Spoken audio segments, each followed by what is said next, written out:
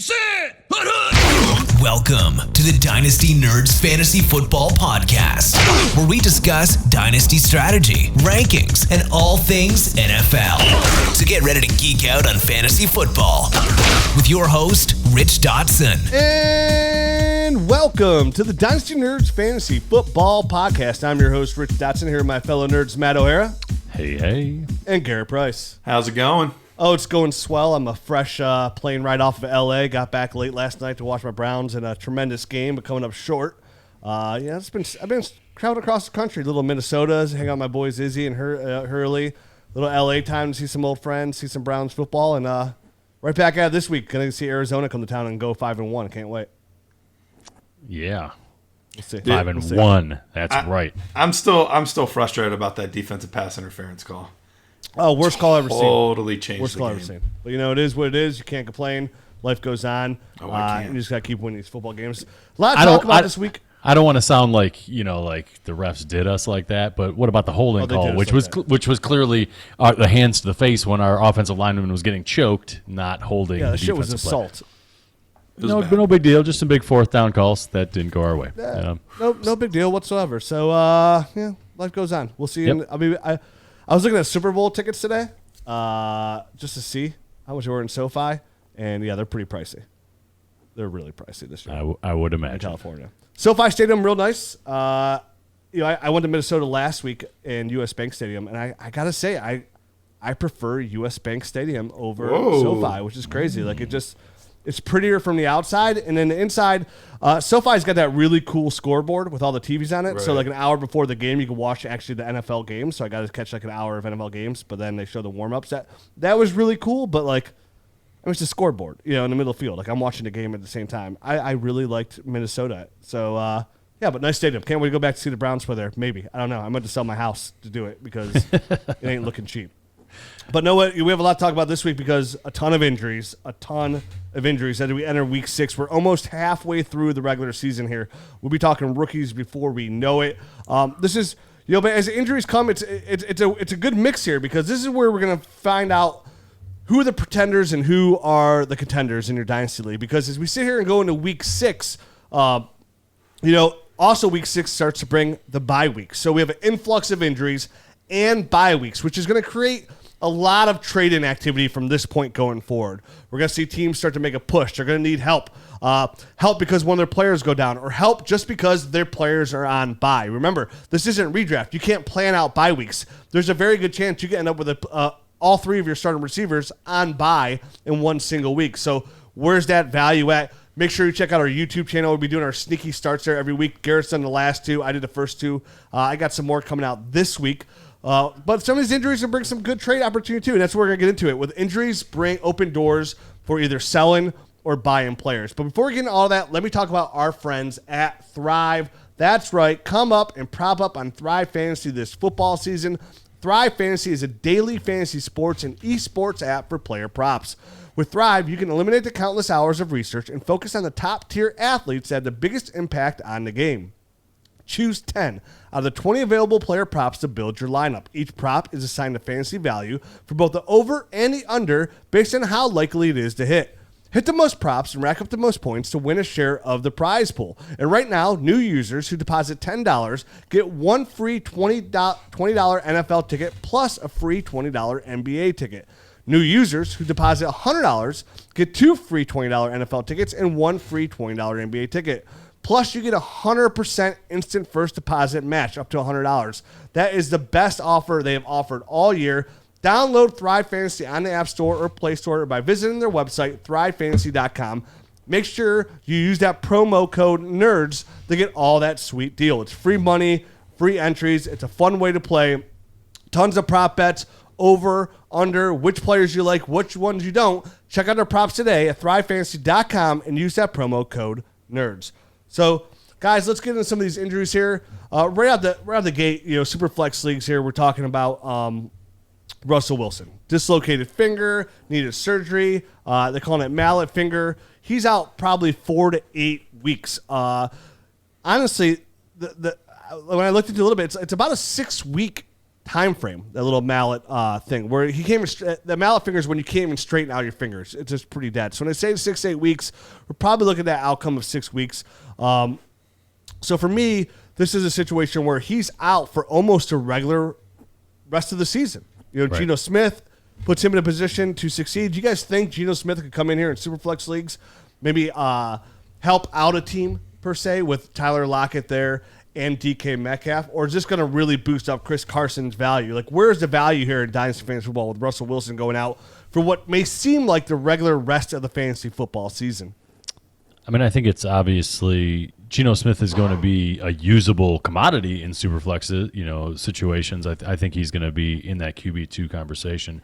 But, I mean, I'm not excited that Geno Smith is going to be running the show here for any of the other guys. I mean, you would think that teams will be able to stack the box even a little bit more against a Chris Carson type of back as well. So I don't like it really for anybody personally on the Seahawks. I'm 100% with you, Matt. I think this is a downgrade all assets type of situation. We're talking about Russell Wilson, a top 5 real life quarterback, easily top 10 fantasy quarterback, maybe sneaking into that top 5 as well on the fantasy end.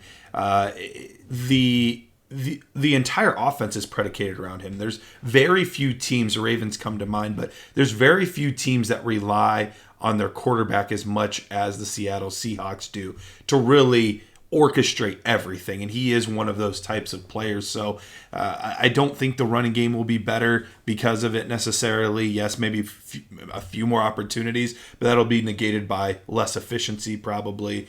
And DK Metcalf, I don't know how well. Geno Smith looked okay for that time that he went in there. He actually looked pretty good for some of it, but this is fairly common in the NFL. The guy comes in for relief, is a little bit of a change of pace compared to the other quarterback, looks promising for a quarter or two, but now defensive have an entire week or multiple weeks to game plan around Geno Smith versus Russell Wilson.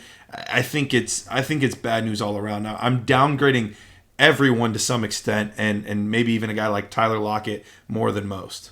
Yeah, so say you're a contender, right? You have Russell Wilson, you're contending here. You just lose him. You need a quarterback. Obviously, a quarterback's extremely hard to trade for in Superflex leagues. I personally think like a good target to go out there and get for somebody who shouldn't really cost you a ton. Maybe 2 seconds, possibly right around there, is maybe Taylor Heineke from the Chiefs. I think he's somebody that could come in there and kind of carry you to the playoffs until Russell Wilson gets there if you're a true contender. Because, I mean, let's face the facts. Right now, he's sitting at quarterback number 15 overall, he's he's pretty much a high-end quarterback, too. He plays Kansas City this week. Kansas City so far has been dreadful when it comes to stopping the quarterbacks. I mean, they're giving up over 28 points per game when it comes to facing the fantasy football quarterback. So I think if you can act fast now, this is a player that's most likely going to be available in Superflex leagues. Would you guys think, if you're a true contender, if you had to buy Taylor Heineke and somebody who's playing real hardball and they say, hey, give me your 22 first or 23 first and I'll give you Heineke in my second. Would you do that, or would you just try to buy him for like multiple seconds here? Or is there another quarterback you guys might have in mind that may be a good go buy for players that might have just lost Russell Wilson in Dynasty Fantasy Football, and what price would you be willing to pay? I mean, I'm a little bit concerned, I think, with Heineke, just because it sounds like Fitzpatrick is getting close to returning. I know they're like kind of making it sound like Heineke might continue as the starter, but if something happens and he falters, now all of a sudden there is a safety net back, in the form of Ryan Fitzpatrick. So I'm a little wary about going out and getting a Heineke for like the rest of the season type of scenario. I mean, obviously, Russell will be back at some point. So in this given scenario, maybe it might work. It might line up perfect where Heineke is a guy that just bridges the gap. But I'm not sure I'm willing to, throw a first-round pick at Heineke and get a second back. That seems like a little bit too stiff. I would be okay giving – too much? Okay. Yeah, I think that would be a little bit too much for me. But, I'd be all right giving it a couple seconds. Even I don't know, man. In Superflex, I wouldn't like giving the first teaser. Yeah, the second. Okay, what about a guy maybe like Teddy Bridgewater? I would be okay with that, but I mean, you're not getting high end performance. I don't think out of Teddy either. But my whole point is like I don't think you're gonna be able to buy a high end. You know what I mean? Like you're not gonna get that regardless. Like I'm just saying, if you're a contender and you need to keep this boat afloat, I mean, obviously, the biggest misconception is when you play in Superflex, you have to start a second quarterback. Now, if you're a good enough playoff contender, maybe you have a running back or a wide receiver, you can slide into that role. But if there's a quarterback who's going to give you, even a mid-range quarterback is going to give you wide receiver 2 numbers, essentially. So for me, I was just wondering if there's any guys out there you felt comfortable with. Obviously, I thought if Heineke could hold on to that role, I forgot Ryan Fitzpatrick could possibly come back here. He's looked pretty good over these last couple of weeks. I mean, this is somebody who, for me, he brings a little bit of rushing ability to him. He had 40 rushing yards just last week. His touchdown ratio, I know, I think over the last 3 or 4 games, he's got at least 7 touchdowns. So he's been getting it done. The thing is, he's actually even higher than quarterback 15 because remember, he didn't play in that first game. That was Fitzpatrick. It was partly through the second game. So he's actually been a quarterback 1 every single week, I believe. If he was this past week, the 3 weeks prior he was. So I think on a per game basis, he's even higher than that. So yeah, if I'm given a couple seconds, I'm willing to take that risk and throw that out there. The guy I'm going after is a guy that I've been preaching about all offseason. He's actually been quarterback 12 over the past 2 weeks. Carson Wentz. This offense is starting to come together, starting to gel. We saw them play really well on Monday Night Football against the Baltimore Ravens. Michael Pittman Jr. is coming into his own. Paris Campbell's getting healthy. They just announced that T.Y. Hilton is back. So all the weapons are getting there. Everybody's getting healthy, and the offense is starting to gel, which was to be expected. It would take a few weeks after he missed all of training camp for the most part with that foot injury. Yes, you still have the injury concerns, but you do with any player. I'm still trying to buy Carson Wentz. He's going to be more expensive. You'll probably have to pay a first for sure, but I would be willing to do it. Would you? What about? Sorry, there's two other guys that I just wanted to quickly mention, and it's Matt Ryan because he's old, but he's starting to actually kind of turn it up as well, and he's been performing better the past 3 weeks than he did at the start of the season, and you could always go out and test the waters on a guy like Jameis Winston as well. I think he was at one point like a really high end super flex asset, and then he dropped way off, and now he's kind of you're going to ride a little bit of a roller coaster. I feel like week to week with him, but he can get you some nice output weeks as well. So, both those guys I don't think will cost an arm and a leg in a super flex, but can keep you afloat during this time when you're out, without Russ here. Yeah, I think Matt Ryan's a nice one, Matt. That's a sneaky play. You're right. Over the last couple of weeks, he's been playing really well. From week 3 to 5, he's quarterback 10 on the year. So he has been playing pretty well here over the last 3 weeks. And for his age and the direction and this way the Falcons are playing, that might be better value. I think out of all the ones we named, maybe Matt Ryan there is the best value for what you're going to pay. Sure. If you had to give a first, I definitely want something back for Matt Ryan because of his age. But I think I feel a little bit more comfortable with what you said there. I'll give you my 23 first or 20, preferably 22 first, and you give me Matt Ryan in your second. Yeah, something along those lines. Or maybe a nice deal. Maybe you have to give up a first and a third to get it done. Maybe that's not just it. You might have to give up a little bit more if you're giving Matt Ryan just to move down to a non-contender. But that's a nice play. Dalvin Cook, he's coming back. He practiced this today, so he's probably coming back this week. But Saquon Barkley's not coming back. He hurt his ankle this week, so he's out. Not as bad as it originally looked. It looked pretty bad originally. That looked nasty, yeah. Yeah, it was super swollen. Swelled up. Swelled up pretty good. I mean, it was a freak accident. I mean, who did the defender? It was Lewis stepped on his foot and then he rolled his ankle. So he's going to be out. They're saying 2 to 6 weeks. Typically for that low ankle sprain, you're looking about 2 weeks, right around there. If it's a little bit worse there, it could be about 4 or 5 weeks, 4 up to 6 weeks. So they're saying everything came back a lot better than anticipated. If you lost Saquon, I think the obvious recovery pieces are out there. Are these guys we're going to be talking about throughout the show? Guys like Devontae Booker, guys like Darrell Williams. If I own, because obviously Clyde Edwards-Helaire, he's out too. We'll get here in a second. But we can piece these guys together. I mean, these are really good buys for these owners. Saquon, obviously Devontae Booker, Clyde Edwards-Helaire, Darrell Williams. 2 running backs that can perform from a fantasy football perspective that won't cost you an arm and a leg. We'll get to those guys' value here a little bit later. But, I mean, one, not only get the insurance and the value of those points right now, which you need immediately, right? Because at this point going forward, every win counts for sure. But if something does happen to pop up again, say Saquon comes back in 4 weeks a little bit too early, re-hurts his ankle, you still have that insurance, right? And then now you're not paying that playoff push price. Now you're just paying that price of, hey, I'm buying a 2 to 3 week rental, right? Or a 3 to 4 week rental, which really lowers the cost. Where if you go try to buy that running back come playoff time, people are going to really start to hold you up against a little bit more because they know that your piece is going to help you potentially win a championship, which automatically boosts the cost of these players. Do you think those guys are the best buys right now? Is just going after the backups here for a guy like Saquon Barkley, going after a guy just like Devontae Booker, who came in there, carried the load. I know he wasn't active week 3, but he came in last week, and he actually looked pretty good. Just last week, he came in there because we were kind of surprised he was inactive before, but they bring him in here. I don't know who he shared carry with. Who was that? Was it Elijah? It's Penny? Elijah Penny. He's basically like a fullback that they sometimes give the ball to. Yeah. I think he only had 1 carry, though, but he came in there. He had 19 of the 22 touches out of the backfield, and he produced. I mean, this is a guy who has a good matchup this week versus the Rams. The Rams have been middle of the road when it comes to stopping the run and on defense as a whole. And for me, I think those are the plays that I would like to make. Just make the backup plays. That comes down to the price of these guys. If you own Saquon, you own Clyde Edwards-Helaire, what would you guys be willing to pay for this? Or are you guys just getting away from this altogether? Are you going to attack a guy maybe like Myles Gaskin, who probably is not at the same kind of price range as those guys, really? I know he had a big game last week. Has a real good matchup this week. Is that somebody you're targeting? Is it Damian Williams for the Bears? Is he somebody you're possibly target? Maybe Ramondre Stevenson, who has a good chance to get some opportunity this week. These are all names that ring a bell to me that are in that second round price range that you'd probably have to pay. Yeah. Right around there. Like, which ones? Where are you guys going with this?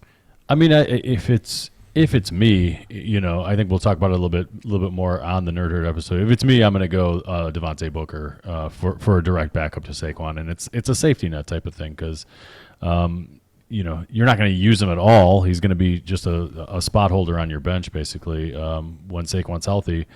But similar to this Dalvin Cook injury, Dalvin Cook was obviously injured. He came, he missed a game and Alexander Madison looked really good, but then he came back, and then he was a surprise scratch this past week. So, you hope that they don't do something similar to Saquon and kind of rush him back before he's fully healthy, but they might, you know what I mean? And if they do, having a guy, right there as a one-to-one replacement on the same exact team is just nice and easy, especially if he's producing from a fantasy standpoint. For me, I'm not as interested in Booker because, one, they said it was better than they thought. So I think it's going to be closer to that 1 to 2, at worst case 3 week time frame. So I think it's going to be pretty short. And you're going to have to start him against the Rams this week, which last week they shut out Alex Collins, and they've been shutting down non-pass catching running backs. The pass catchers have done pretty well, but the non-pass catchers haven't done anything that special. The offensive line still isn't good. I think there's other players that I would rather go out and get. You mentioned Ramondre Stevenson. I think he's a guy that's interesting that has a chance to maybe extend that workload a little bit longer than just the week or two if he does well. Another name that's interesting that's more of a late season guy that I'm hoping pans out, and it's a shot in the dark, but Marlon Mack looked really good. There's a lot of rumors about him potentially getting traded. If he ends up in a situation where he's in Kansas City or he's on a team that, a running back goes down, he could end up being a very valuable asset too. So I think I'm trying to look a little bit more long-term because the short-term outlook for a guy like Booker isn't that great. So let me ask you something about Marlon Mack. Did you guys, obviously he played this week for the first time. Do you guys just see that as like a showcase type of game? Because that's exactly how I saw it. I don't think they were mixing him in at like when obviously Jonathan Taylor looked better. You know what I mean? Like they were still mixing in Mack, but Mack looked good. Like he did. He looked like he was healthy. Yeah, so I think that was directly kind of involved with trade talks and stuff like that. Yeah, and it came out a couple weeks ago that he wanted to be traded. He was a healthy scratch 2 weeks ago. So I think all of those signs point to he still thinks he can be a lead back somewhere, and he's just not going to be. And he's not even the number 2 because Nyheim Hines is the number 2. So Right. I think the writing's on the wall there. I think I just want to piggyback off of that altogether, completely shift gears here on that, is I think the way how good Marlon Mack has looked health-wise is it makes me really optimistic about Cam Akers. Sure. Coming back from his Achilles injury for how early that happened. So I wanted to throw that out there too. Like, don't forget when you're making these trades to these guys that are desperate for running backs, not to forget to target these guys who are on IR, specifically J.K. Dobbins, Cam Akers, and Travis Etienne. 3 young running backs that have really high upside going into 2020-22. If you're looking for the cheapest you could ever possibly get them, this is going to be the time frame to go out and get those guys, especially if they're on a contender, because people had those players expecting them to help them carry the load on a chase for the championship. So, again, this is where you can find some good value. I've seen through the trade finder a lot of J.K. Dobbins trades have been going down this week. So he's a really good person to trade for. Cam Akers, Travis Etienne. If you're getting ready for next year and you need help at running back, maybe you want to help your draft status by getting a little bit weaker. So if you have any running back whatsoever to offer these teams through the bye weeks, maybe it's even a Chris Carson who might look good, but anybody even who is not one of these Darrell Williams, but like a solid fixture at running back. David Montgomery's out, but you know what I'm talking about. I think Myles Gaskin doesn't fall into that role, but then Chris Carson does. He falls in that role. A possible older running back that's doing really well, to move those and even possibly add on top of those players to grab a guy like J.K. Dobbins. To give, if you can give Chris Carson in a 22 first, when we don't expect this 22 class to be strong at running back, if you can give Chris Carson 22 first to get J.K. Dobbins, I'm doing that. Yep. And to be honest with you, I'd probably be doing that for the way I'd probably be doing it for Cam Akers. I'd probably be doing it for Travis Etienne. 3 of these young running backs, they're worth their weight in gold if they pan out. So I have no problem to do addition by subtraction by training an older running back on my team, like a guy like Chris Carson or any running back that's going to accumulate me fantasy points and potentially give me a win, when at this point in the season is where I really want to lose, right? Like, I want to lose. I want to get a higher draft pick. So for me, I think those are a couple players too. I just want to bring it up that I would go out there and try and target guys that are hurt out for the year. They have no chance to come back this season and help a team win. All right. Next on the injury list, we saw George Kittle went to IR. He had that calf injury. We didn't know what was going on there. And then, surprise, they put him on IR. Ross Dwelley is going to be his replacement player. He did okay here and there throughout the time. But, I mean, this is a guy who tried to play through the injury. It just didn't work out. So they need to shut him down. Probably out 3 up to 4 weeks. So we got another about quarter of the season to go here, half of what's left.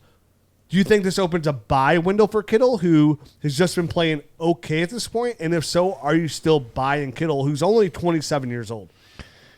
I think it does open a little bit of a buy window. He's a guy that, when you're seeing where he's at right now, he's sitting at tight end 16, and obviously he missed a week. And you just look at the month, the week over week production, 11.8 points, 5.7, 17.1, and then 8, and now he's on IR for 3 weeks. I'm not sure like right now is the time, but maybe another week from now, the whoever has him on the team gets a little bit more desperate. So if you have like a fill-in type of guy, it might be worth sending him a tight end and a pick to get Kittle, because obviously he's got the talent. The shenanigans going on right now is what has me worried. But I think that's got to get itself straightened out. Don't you guys think? I would still be willing to buy. I really like George Kittle. I think he's a super talented player, and this is not quite this bad, but we saw this happen back in the day with Gronk, where he was going to miss time. It was a question of how much, not if. And it happened every single season. But when he was on the field, he was a weapon. I still think that's the case. It's a little tougher with Trey Lance now as opposed to Jimmy G. We haven't seen the two play together as much, so there's a little more risk involved. But with how bad tight end is, any legitimate shot at a top 5 tight end, I think is worth taking that swing at. The part that has been weird is even with him out, we're still not seeing Brandon Ayuk produce. So that's been the toughest part of all of this, is you would think that with him missing some time and being banged up here and there, then that would give an extra catapult for Brandon Ayuk to play well. And he just hasn't. So the question comes down to, is it Kyle Shanahan's usage of him? Is he just not as good as we thought he was, and he was a rookie wonder? And that happens.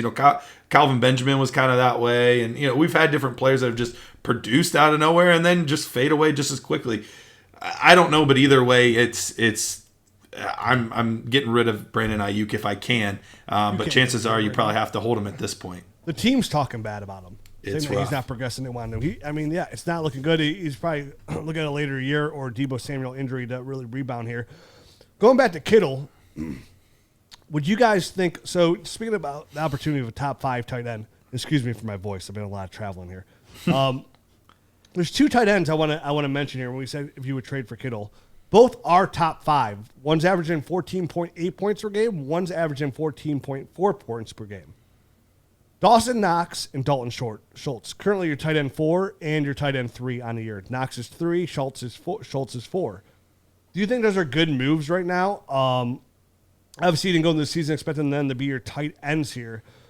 Would you possibly try to entertain Dawson Knox, 2 young guys, and Dalton Schultz to a Kittle owner, try to get him on your team? Or would you rather ride the wave of one player? Because I certainly would be happy to move Schultz if I can get a Kittle trade done. Obviously, you got to give up more than just Schultz. Dawson Knox, I'm a little bit more. I know we're going to talk about him later, so we're going to get into him too depth in here. But I'd be a little bit more hesitant on him with how many touchdowns he scored. I know it's touchdown dependent because he's not going over 50 yards a ton. But are those 2 players that you're going to capitalize on the momentum, kind of like an Austin Hooper a couple years ago when he was tight end 1 and you see him fade back? Or do you think either of those guys are just good enough where you just rather play it safe and keep those guys? I honestly would rather just keep both of those guys and work out a trade some other way to get Kittle. Because, like you said, they're good enough. They're going to get you through most weeks, and really they're both attached to good quarterbacks and good offenses, which right now I can't say that either one of those things about George Kittle.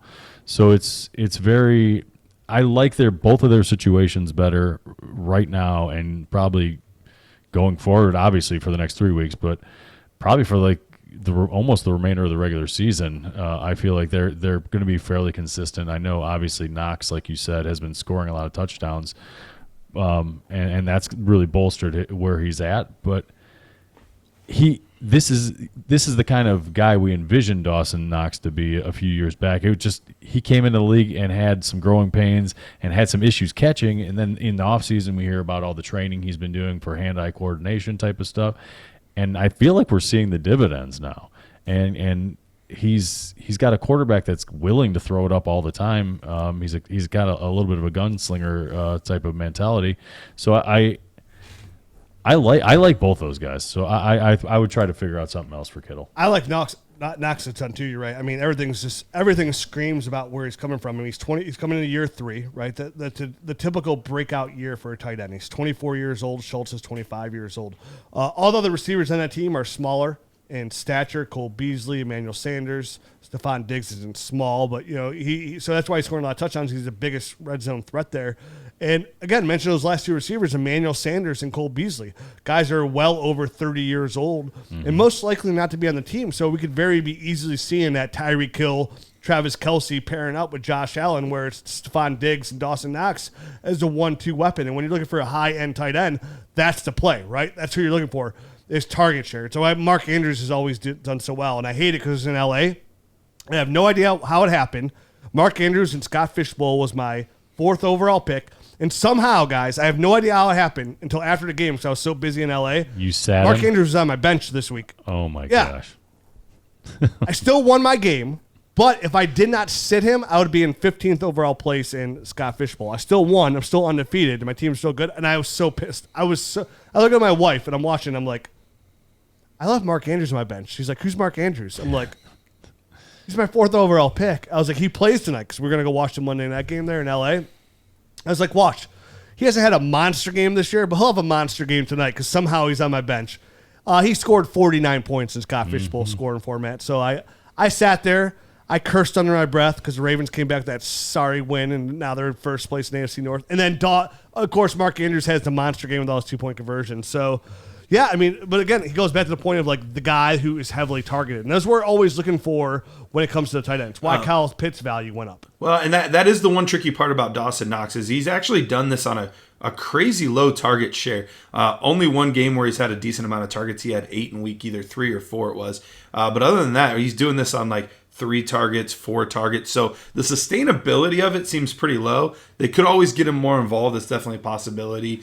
But Dalton Schultz has actually been the opposite. He's actually had a really good amount of the target share in Dallas, especially once Michael Gallup went down. That was a guy that we had talked about as soon as that injury happened, that he was the one that would probably benefit the most, more so than Amari Cooper and CeeDee Lamb, that he would kind of fly up into that role, and that is how that played out. So, but going back to your original question with would you make the deal for Kittle, if I'm with Matt in if I'm able to hold on to one of those 2 guys, ride the wave, understanding it probably won't last forever, but ride the wave while I can and do something else to acquire Kittle, then great.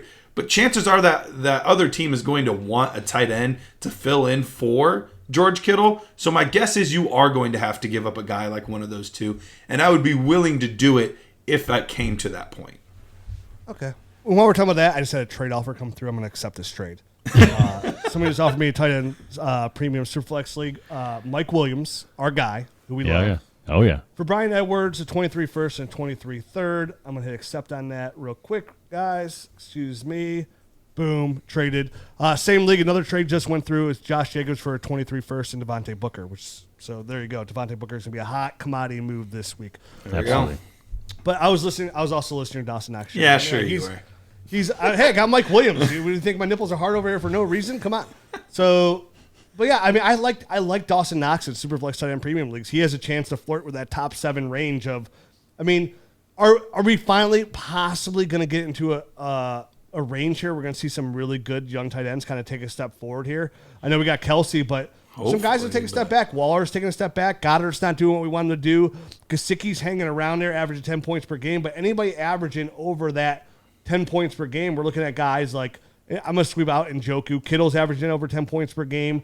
Hawkinson, Kyle Pitts, Dalton Schultz, Darren Waller, Dawson Knox, and Mark Andrews. Those are your tight ends. And Hunter Henry is just like creeping, and it's because the last few weeks he's actually been turning it up a bit. So he very well might be the guy that kind of emerges out of those 2 down the stretch here, and he'll probably be up over 10 points if if the trend continues. Yeah, it might be a nice sneaky buy there as well. Yep. Going back to some injuries here, we got to kind of get through these guys here. I just got real excited about that Mike Williams trade. Just another share, one of my most owned players in all of Dynasty fantasy football.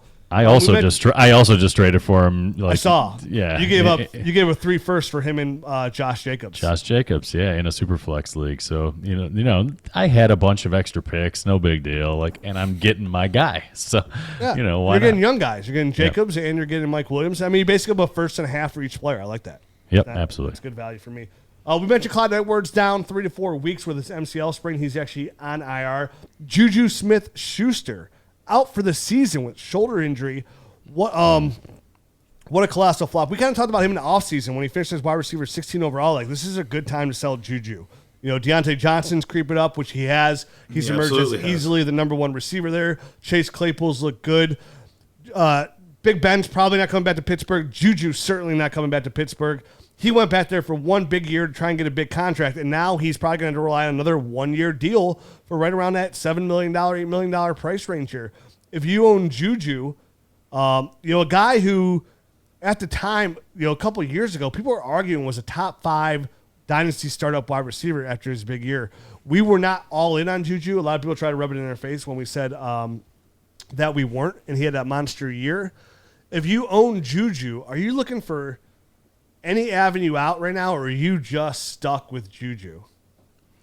I mean, I feel like you're stuck with him right now. He hasn't produced up to the level that you would get any sort of return for a couple of years now. So I think you're going to bite the bullet. You're going to hope he goes somewhere good with a quarterback that, isn't past his prime. I mean, let's face it. It's not like Big Ben's.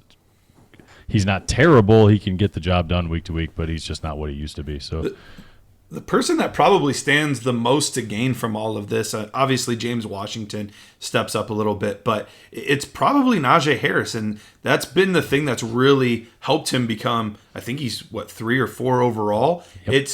He's had an unreal amount of touches, and I think that's only going to continue. I think he'll get a lot of those lower, closer to the line of scrimmage, dump off passes, and you can count on 6, 7, 8 targets a game. And out of the running back position, that's just an unreal amount to get per game. So this should help sustain Najee Harris throughout the season and help him get a good overall target share and touch load between rushing and receiving. Yeah, Najee's averaging 19.3 points per game. It's a reason why, guys, I had him as my number 1 running back. Like, I liked his talent. I know you got, and again, I like Javonte Williams' talent as well too. But just when it came down to production, when they invested that first round pick for him, and I know the offensive line was doo-doo, but I was thinking about Big Ben leaving soon and what he brought to the passing game, not only the running game, and that's where the value comes when you get those big backs that catch the football, run the football.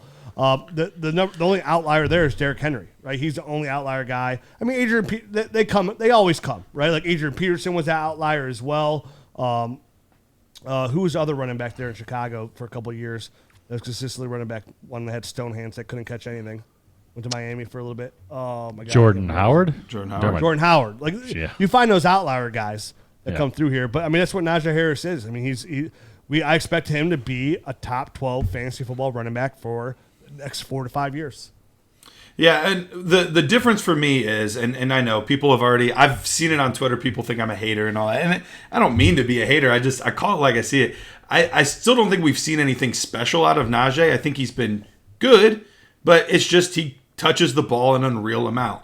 You know, I haven't seen any plays where I'm like, oh my gosh, or, you know, something that he's done amazing. But I think he's Melvin Gordon. I think he's going to be really solid and a really good player yes, he will be running back 9, running back 10 every year. And I think he's a good player, but I don't think he's special in any way. Yeah, I disagree there completely. I think what has he done that's special?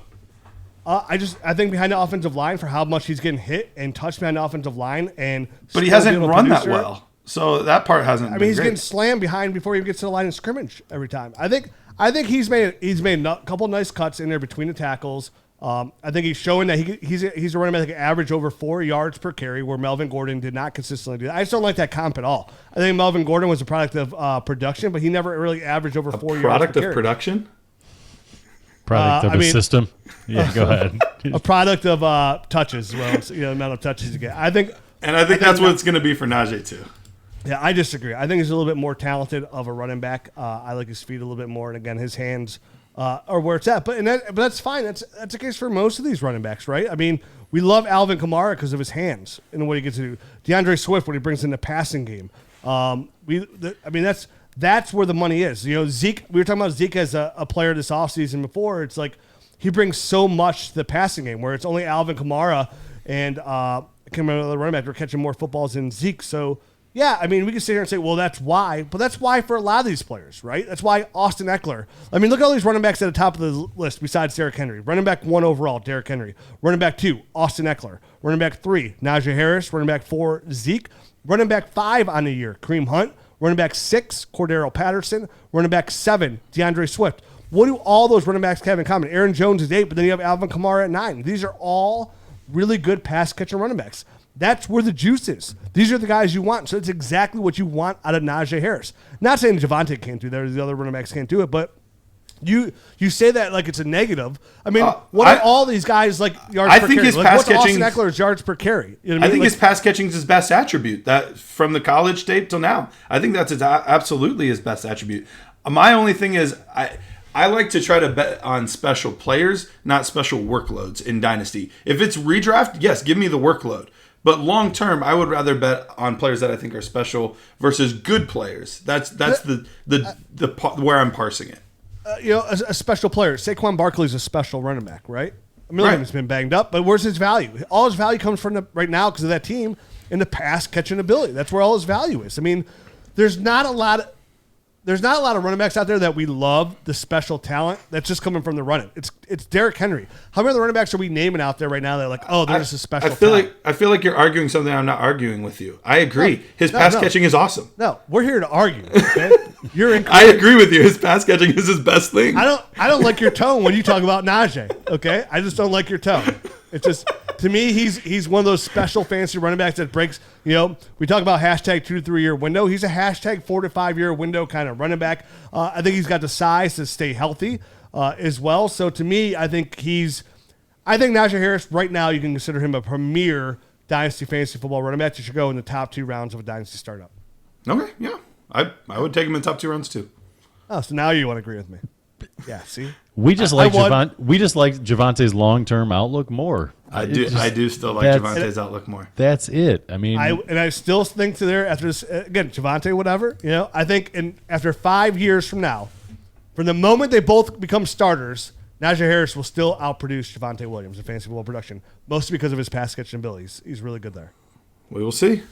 We will, because Javante can catch some passes too and break off some big runs. He's been putting up some highlight type of things that do make you. We just got to get him more than like 8 touches. Yeah, that's the thing. They are basically splitting him right down the middle.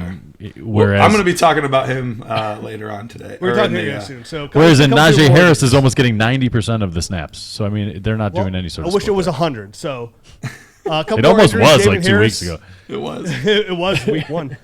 Damian Harris has his ribs. He's day-to-day. We mentioned Ramondre Stevenson. They're probably going to give this kid a shot this week. The coaches have come out kind of talking him up a little bit. He's somebody that after watching his tape, if you go back to our rookie tapes for running backs, we were talking about running backs that, there was a like. Ramondre Stevenson was a name that we talked about. He was a running back that we liked. I mentioned hashtag 1 to 2 year window kind of guy that if he just gets his opportunity, he can produce on the ground and get it done. So I'm excited to see him play this week. Daniel Jones, concussion, week to week. Kenny Galladay, knee injury, week to week. They've got nothing out of that big money contract out there for him. Joe Burrow has a threat contusion. He should be okay. He's on a voice silence. Rob Gronkowski, very close to coming back, but he's already been ruled out for tomorrow night or the day this podcast comes out, which is a Thursday. It usually comes out on Wednesday, but again, I was in L.A.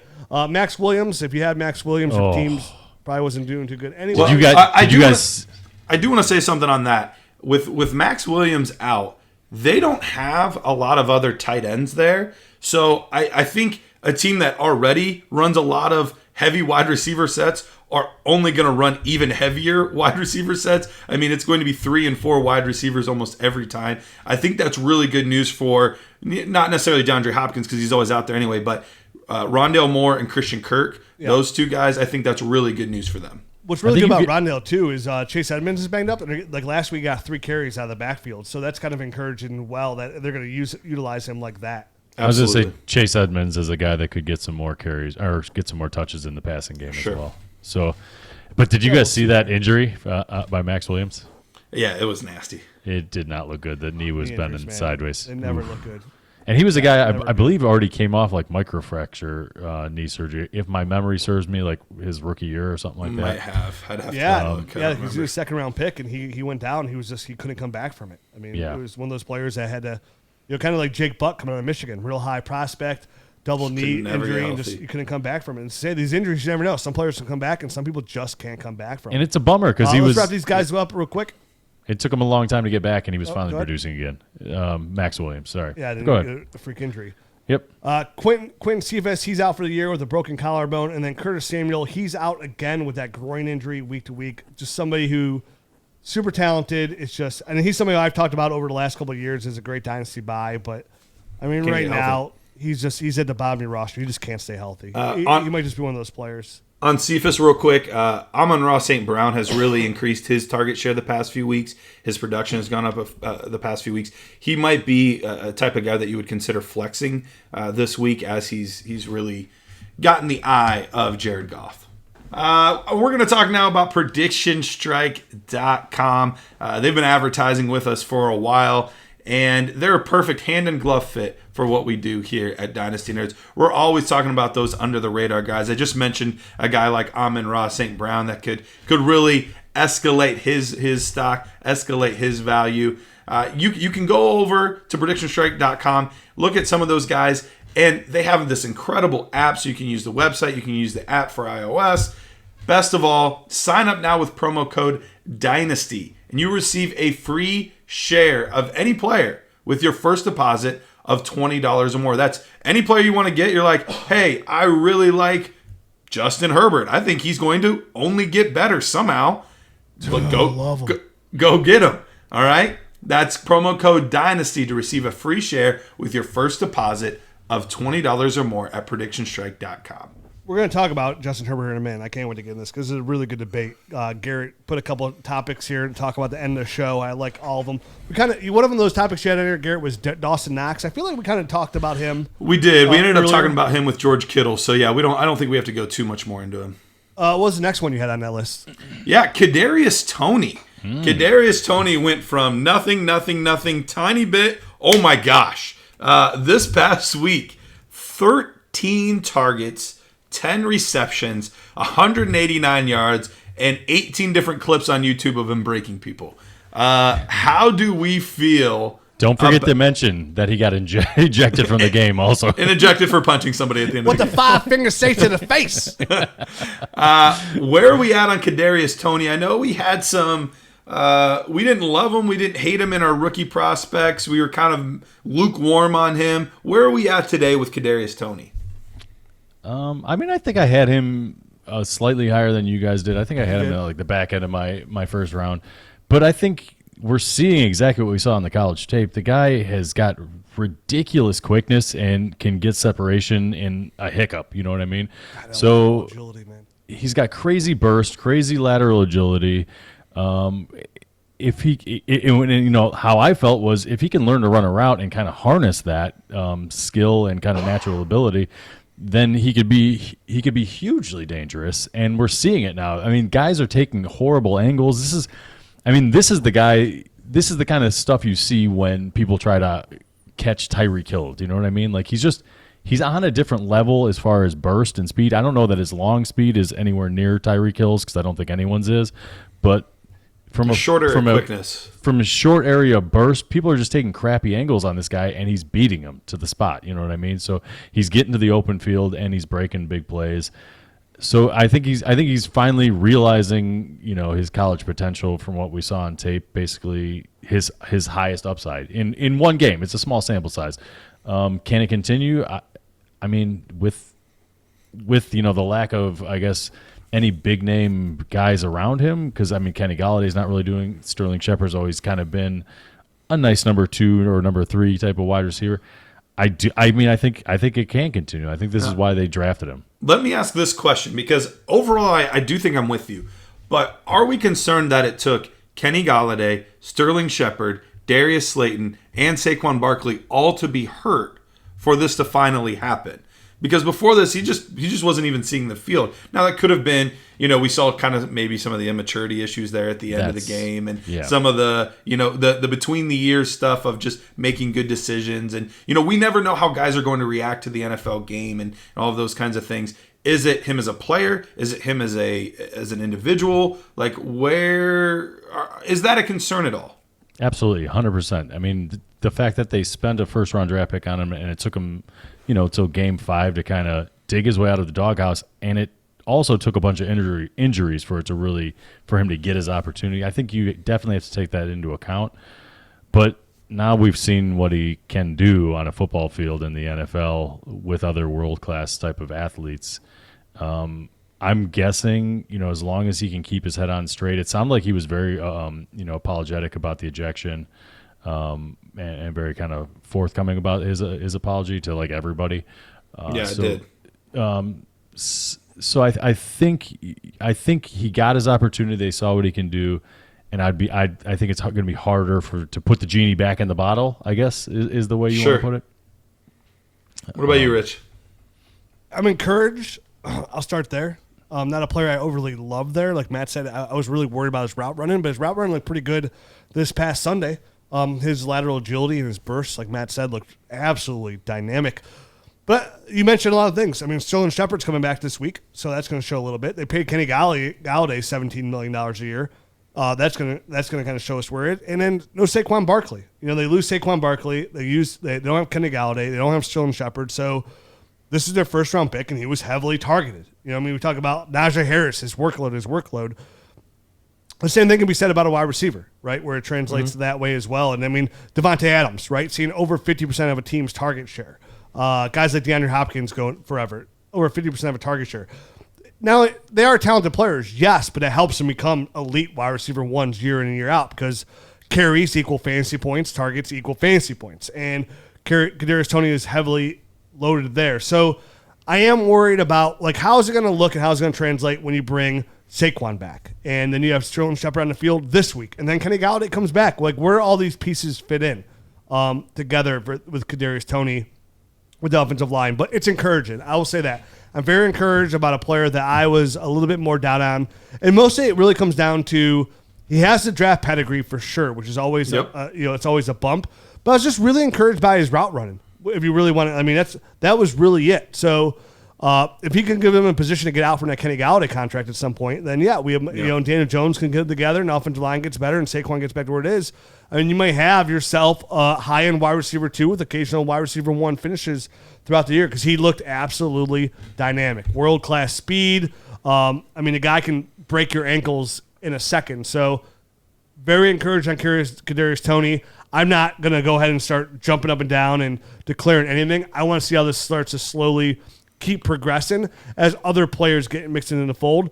And even all that said, too, if it doesn't go his way right away, too. This is his first year, right? He still has time to grow. You just want to see glimpses. He's a promising player. So for that glimpse, I'm very encouraged. A definitely significant bump will be coming to my Dynasty rankings just on the upside there alone on a one-game finish.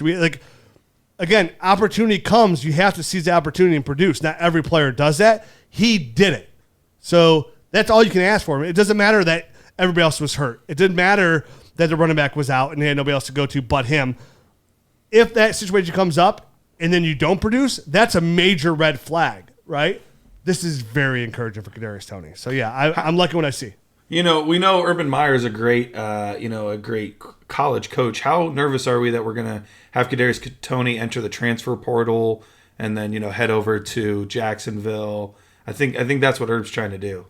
I don't know if Herb's going to be around long enough for him to pull that off. We know we loved Kadarius Toney out of the draft with his faux pas slipping up there. But let's talk about some of these quarterbacks. We mentioned Justin Herbert earlier.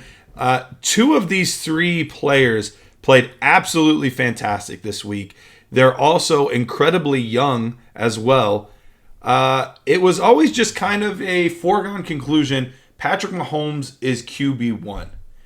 Where are we at with potentially Josh Allen and Justin Herbert in that equation? How close are they to Justin Herbert? Or maybe has one of them even passed Patrick Mahomes for you? So it's obviously we're talking about super flex. Obviously it translates to... Or even one QB. Just the order of the quarterbacks. This is hard for me because... Very, very hard. Pat Mahomes is 26, averaging 27.29 points per game.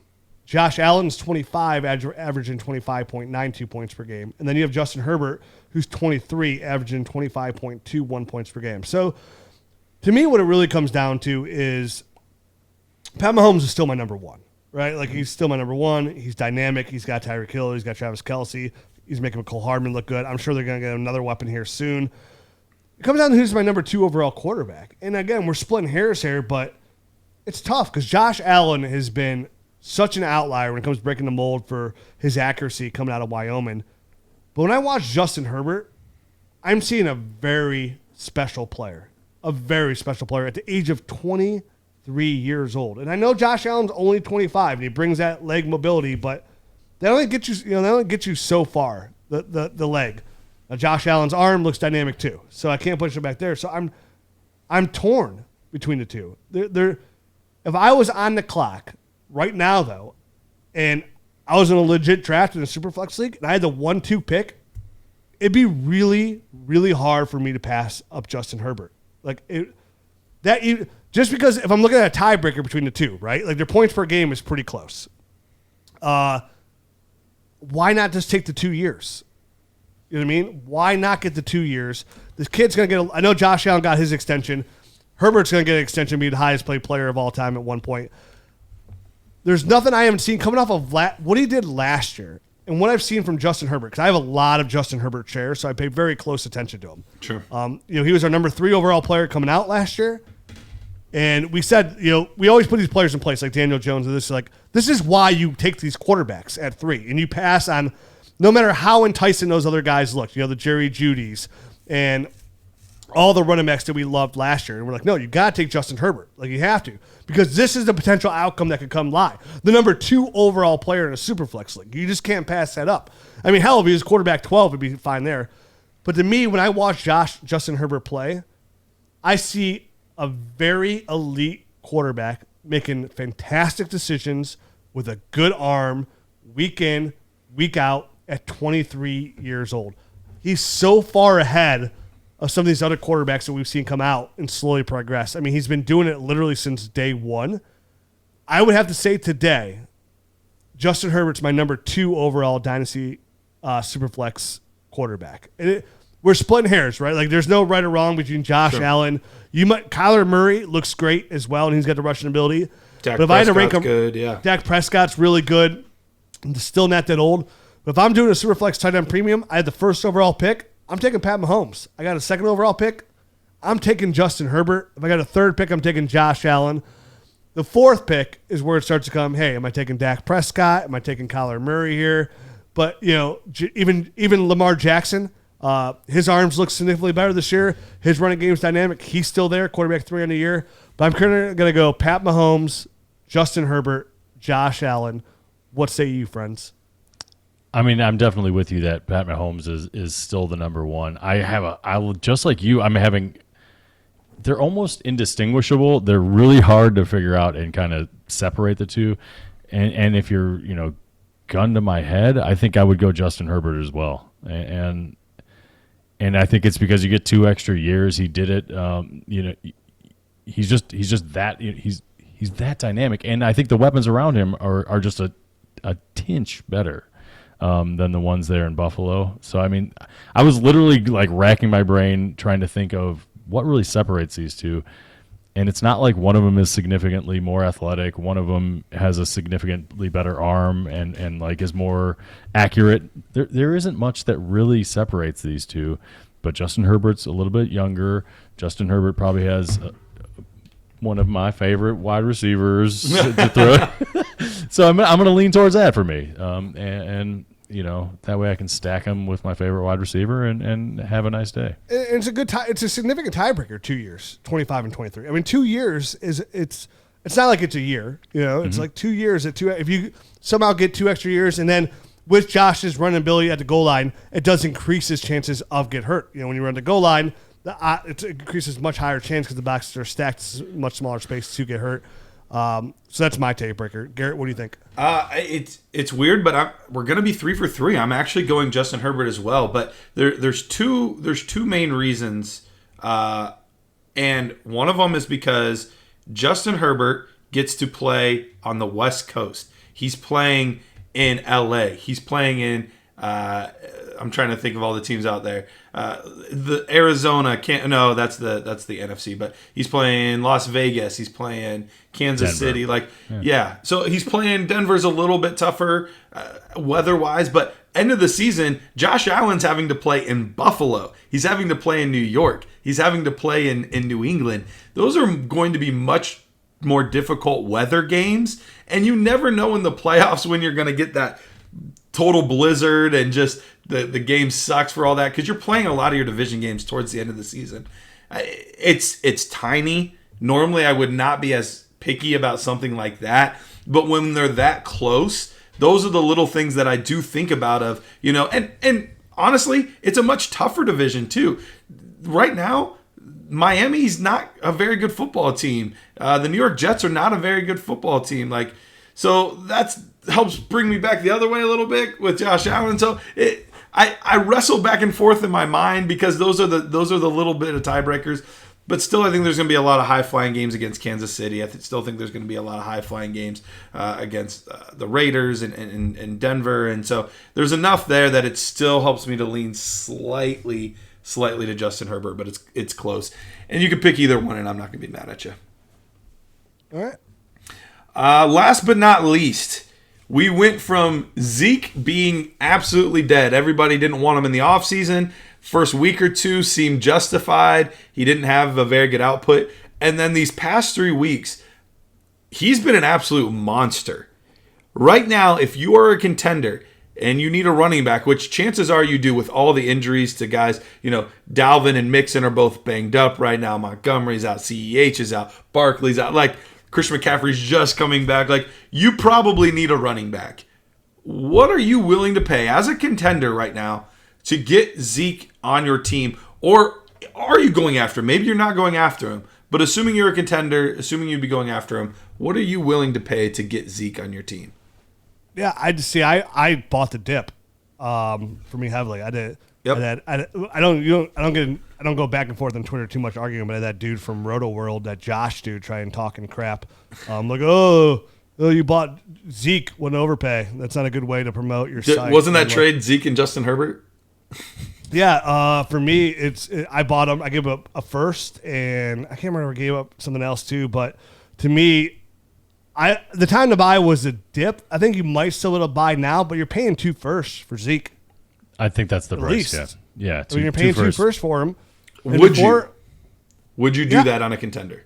Listen, it goes back to what we were talking about before about these pass catcher running backs.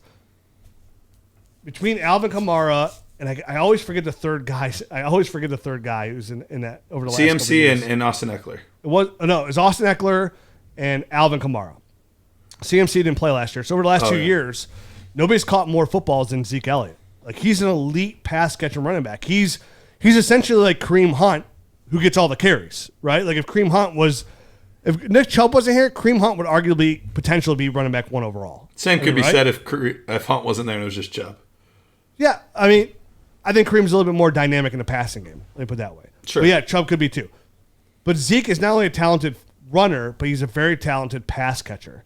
And he's still young. He's got the production. He's got the money. He's 26 years old. You're probably going to get this out of Zeke for the next 2 to 3 years, right around there, of high-end running back 1 production. So if you're a contender, right, Zeke's a championship caliber player. There's not a lot of championship caliber players out there, right? Guys that year in, year out, that you can count on that get you where you need to be. The Alvin Kamaras, the Derrick Henrys, Zeke Elliott's, at running back. You can probably throw Aaron Jones' name into this. Yeah, some guys can flirt, and that's what, when these Miles Sanders pop up, right? And we say you got to sell. So when Cam Akers popped up earlier this year, like, you got to sell because the value's too good. When Najee Harris pops up, you got to sell. The value's too good. I think Najee Harris is going to enter this category too. There's not a lot of guys that are these championship caliber running backs, right? That week in, week out give you high end production. So, and Zeke, let's face it, Zeke's been relatively healthy his entire career as well. So for me, I hate paying the price for a running back, but if you need one, that's the price you got to pay.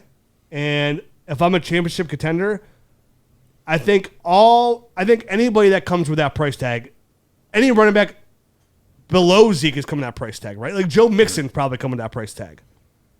I feel much more comfortable paying that for Zeke. Sure. So yeah, I'm buying.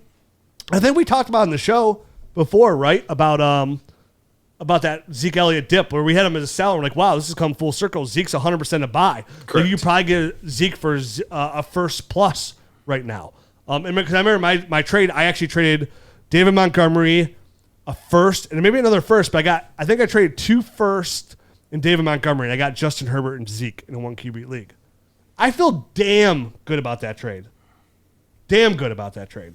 I got a top 3 Dynasty quarterback, and I got a top 3 Dynasty running back right now. So, I'm buying a dip. I saw, Matt, you're nodding your head. Garrett, I don't know where you stand on it, but I think this is a great buy. Yeah, it's always tough to give up multiple firsts, especially for an older player. But let's face it, championships live forever.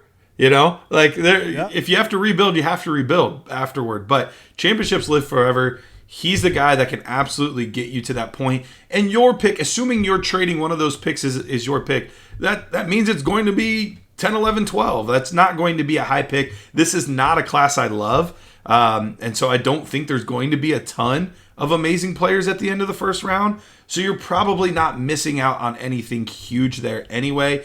This of all years, this would be the year to do it.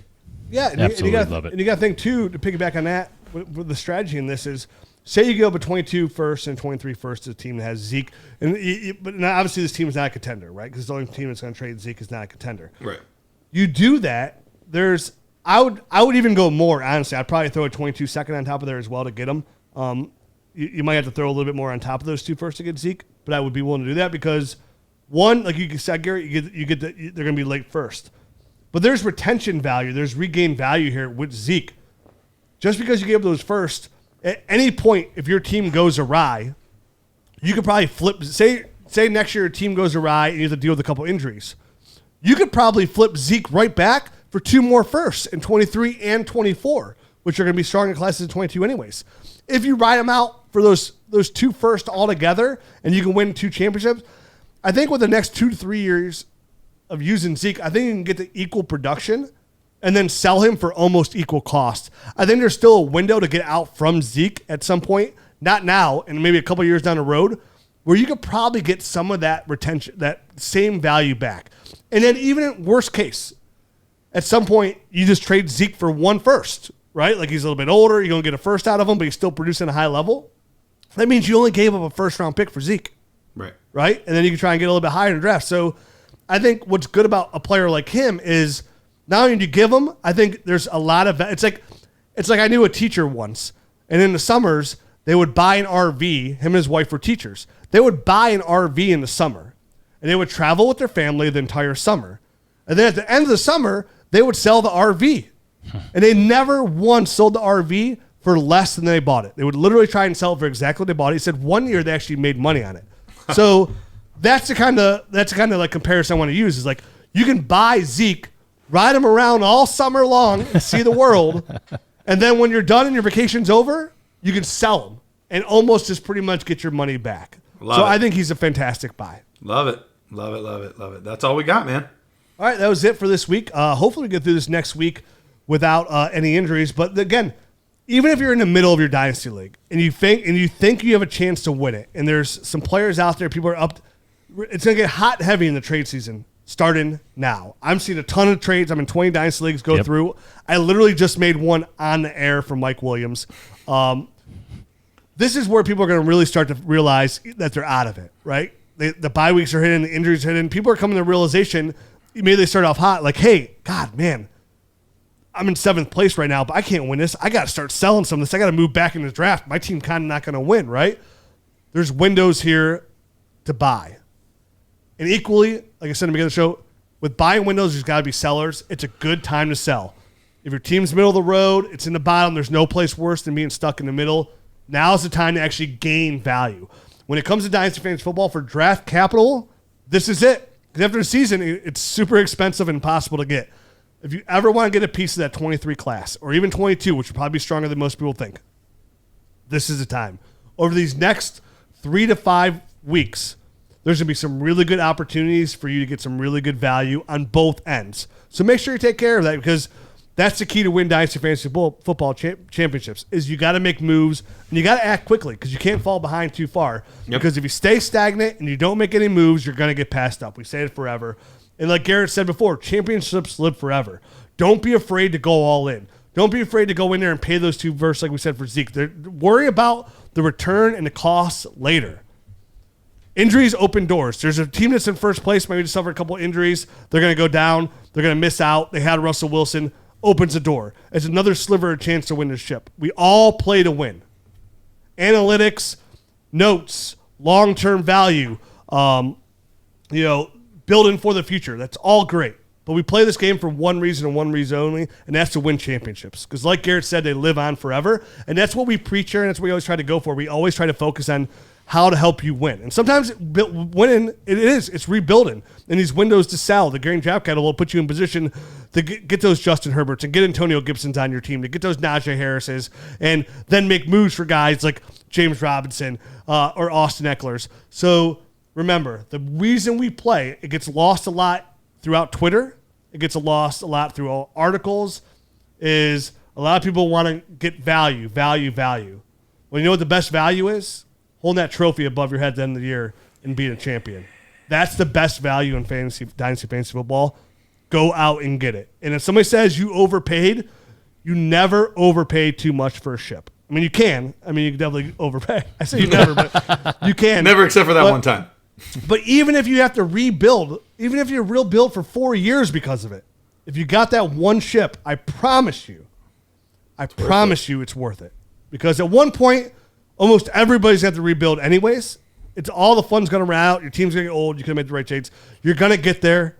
But if you can't, if your team looks good and you came close so many times because your team was almost there, but you never wanted to pull that trade because I couldn't give up 2 firsts for a running back. One day you're going to look back and like, shit, I should have gave up those firsts for Zeke. Look at that. In that home run stretch, I would have won. And that's all that matters. So hopefully everybody can make some moves this week. If not, next week, we're going to help you guide along the way. Make sure you check out our YouTube channel where we got some more Dynasty content coming that way throughout YouTube. We're back here next week. And, of course, on the Nerd Herd shows coming up, we'll be giving our Dynasty buys and sells of the week. And we got a lot of game film coming out now, too, in the Dynasty film room on Dynasty Nerds. A lot of all 22 tape. A lot of this rookie tape. If you want to watch these rookies and you want to get a head start, check out the Dynasty Film Room and the Dynasty Jam to help make these trades. Remember, we got trade finders, we got trade calculators, we got league analyzers, we got everything you need to dominate your fantasy football league and make all the right decisions. Besides, this is a podcast. Join the Nerd Herd today. Become a member. And you know what? Even if the first 3 people that sign up for a new championship, you just tweet me that you sign up for a year-long membership. I'm going to send you a shirt. I feel frisky right now. Nice. I'm going to send you the most comfortable shirt ever. If you buy a year membership, first 3 to tweet me they just bought it. They want to try it out. You're going to get a discount. I'm going to ship you a nerd shirt. So let's get back with it. We'll be back next week, guys. Adios.